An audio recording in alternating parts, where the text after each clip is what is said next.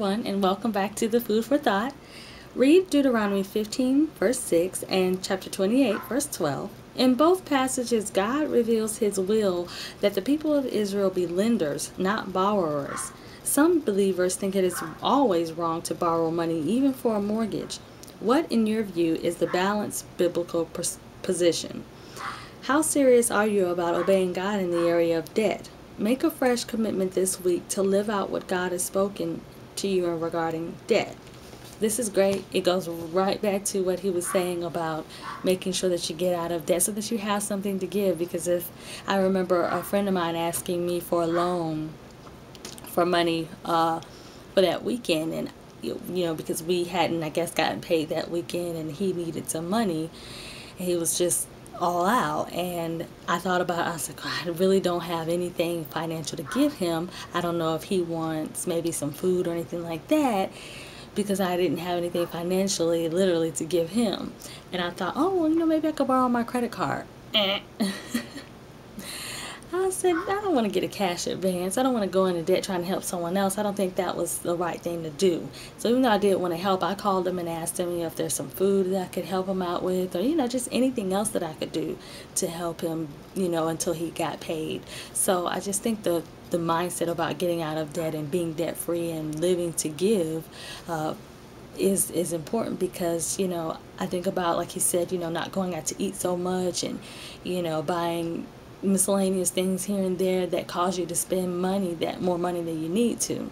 So I definitely think it's important for us to look at that. And as far as like getting a mortgage, I don't know. I haven't bought a house yet, so I know that it's a really big step. I know that's a huge financial weight to have on your shoulders, and it's a lot of money, and I'm not at the place. I know that God can give you a house without a mortgage. You can definitely do that. God can do anything. So I believe that if He wants you to have a house without the debt, He'll provide that. But I think that honestly, most people who want to buy a house have some debt, and then they work towards actually paying off that debt quicker than the actual time frame that they would have had it. So I think that's one of the key things, is that, okay, a mortgage or something, unless you have $50,000 just sitting around, or $70,000 or $100,000 just sitting around somewhere, by all means, go for it. But if you don't, what do? Save up for 15 years to get it?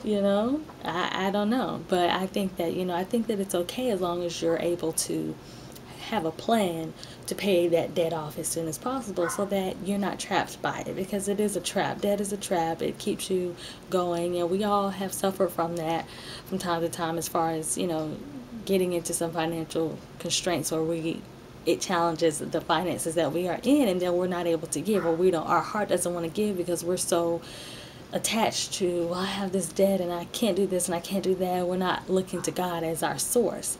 We're not looking to Him as the person, as the one that can give us everything that we need, no matter what.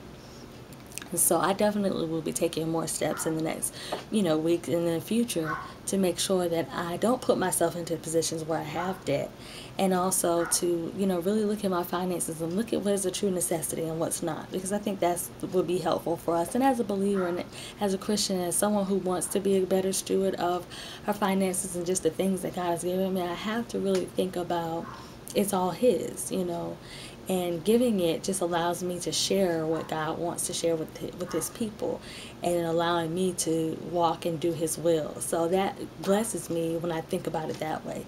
Hope that blesses you too, and I hope you have a great week. Talk to you later. Bye.